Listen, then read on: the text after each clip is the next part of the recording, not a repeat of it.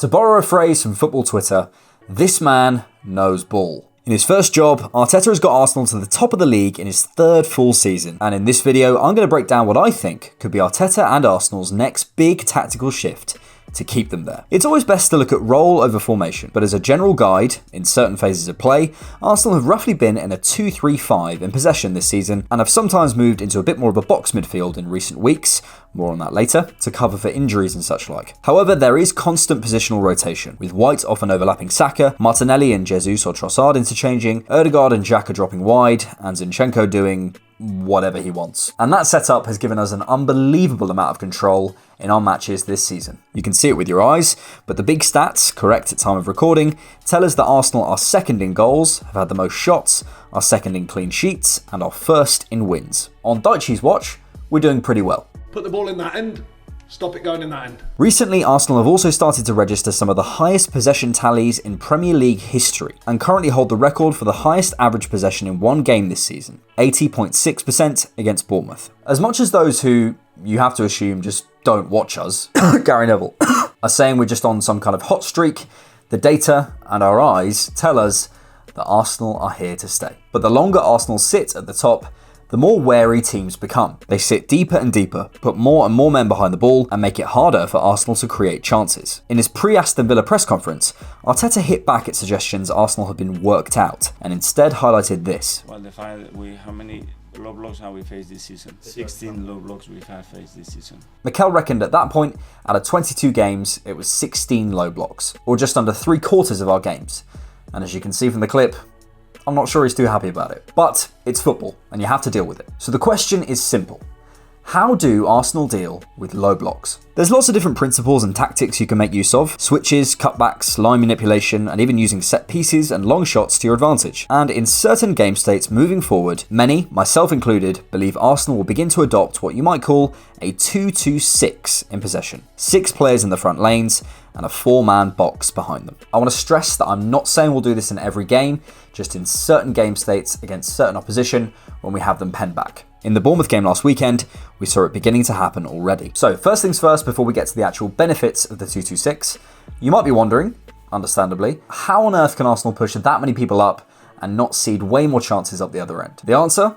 Transition control. Firstly, having athletic, long-legged duel winners in your 2-2 box makes it very hard for the other team to counter-attack with any degree of success. Time after time this season, we've seen Arsenal's counter-press working unbelievably well, and if the ball evades our initial press, they meet a huge wall. Saliba, Partey and Gabriel are terrific in the duels, owing to their skill and athleticism, and are large space defenders, i.e. they thrive when they're asked to delay attackers trying to get in behind 1v1 or 2v1, get around players to crowd them out, get out to wide areas, and step in early to stop balls getting into the space behind, meaning we can step up high and suffocate teams. Watch the game against Bournemouth and you'll see just how many times Partey, Saliba and Gabriel recover the ball by winning their battles and getting the ball forward again. At times, they're unplayable. More men in the forward areas makes that job even easier, as teams will have to commit more men behind the ball and transition less, as Bournemouth did. Secondly, if Arsenal end up getting Declan Rice in the summer, he could become one of those players in the box midfield, completing the 4. He would be a perfect fit. Although his role in a struggling West Ham team probably inflates these numbers slightly,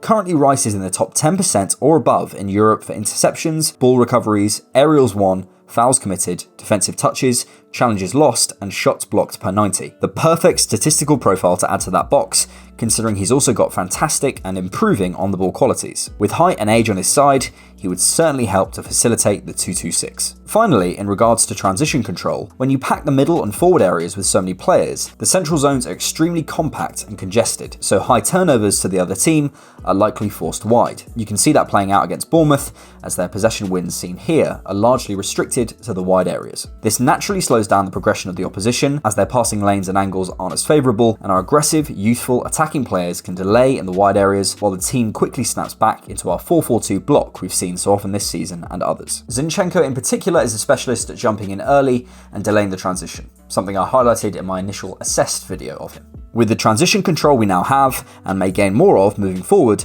this team is ready for that next step. So, why is the 2-2-6 worth pursuing from an attacking perspective? Well, firstly, and most obviously, it's a numbers game. More people in the box means more likelihood one of our players touches it in their box, and therefore more chances. It's maths. More attackers equals good. You also always have an extra man wide, even against the 5-man defence. This can facilitate our wide triangles and create more overloads in the wide areas, meaning we're a bit more likely to get space and chances to put in balls from out wide for cutbacks. Arsenal have the highest number of chances created via cutbacks this season, but have created less XG than City and scored less goals than City and Liverpool from them. Another man in the box increases the likelihood of a cutback finding an Arsenal player, and our dominance in those stats tells us Mikel might like it as a tactic, so he might want to find ways of improving our efficiency from them. You also get another player wide, who is part of what Mikel is talking about in this video. But to hear about that, and to hear about why I disagree with Tifo about our box midfield, Tifo are brilliant by the way, I'm not trying to do some hit piece, they're amazing. It's a very nerdy disagreement. Then check out the bonus content to this video on Patreon, or by clicking join on the channel below. Getting this many into the box, you do run the risk of crowding it, and players standing on each other's toes. That's why you need structure. But Mikel, as always, has the answers. Something pointed out by the excellent Rohan Jivan recently is this. Take a look at these 4 images taken from goals in games from this season and last, and you'll begin to notice a pattern. As Arsenal crash the box with the ball in a wide area, the centre forward is tasked with pushing the line of the 2 centre backs back, leaving space for the 2 8s behind that line to receive the ball. This is evidently something that's been coached, it's far too consistent to be a fluke. Also note that there is always someone coming in at the far post to attack the 6-yard box, including Ben White against Bournemouth, who gets the goal. If you watch, Reece Nelson intentionally picks out Ben White for the second goal, but he only looks after he's crossed, indicating he knew he'd be there. If Arsenal can use an extra attacker in these situations in the 2-2-6, be it in with the 8s to receive the ball, with the striker in the last line to pin the centre-backs, or on the edge of the box for the cutback, Arsenal may simply have too many options for a team to defend consistently in these types of situations. Adding structure, which Mikel will, to the numbers game could be lethal. Julian Nagelsmann is an excellent example of a coach doing all this already. Look at where his Bayern Munich team were last season in terms of getting attackers into the box, and look where Arsenal are. Nagelsmann breaks his philosophy down in a fascinating video on German TV, which is well worth a watch. He says the benefits of getting so many men in the box is that you pin teams back, increase your likelihood of getting easy goals from second balls and rebounds, and make your counter press easier because you're facing less people. He then breaks down some goals Bayern scored from getting so many men in the box. Of course though, it's only possible with solid, large space defenders behind, like Upamecano, De Ligt, and Stanisic. There is obviously a downside to this, in that you do leave yourself open to transitions at times. Against Bournemouth, there are a number of times where Arsenal look vulnerable, and that is a worry. But at some point, there is a trade-off, and in the right game states, I do think you need to throw caution to the wind. That's where Mikel and the players will have to be smart, and only employ this structure when absolutely appropriate, when Arsenal have games under lock and key and are pushing for a winner. Nagelsmann by no means puts 6 or 7 in the box at all times. Regardless of whether we continue to see Arsenal do this, Mikel's tactical evolution of the team is a joy to watch. And one thing is for sure, Arsenal aren't going away anytime soon.